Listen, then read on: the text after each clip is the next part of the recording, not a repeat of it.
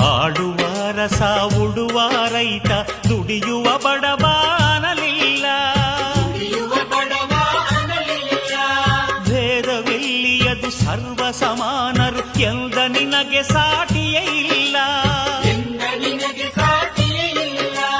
ಲಕ್ಷ ಲಕ್ಷ ಕಾಣಿಕೆಯ ತಂದವರ ಕಣ್ಣೆತ್ತಿಯೂ ನೋಡಲೇ ಇಲ್ಲ. ಸಿರುಂದ ಗ್ರಾಮದ ಬಡವಿಯ ಭಕ್ತಿಯ ದುಡ್ಡಿಗೆ ಕೈ ಚಾಚಿದೆಯಲ್ಲ.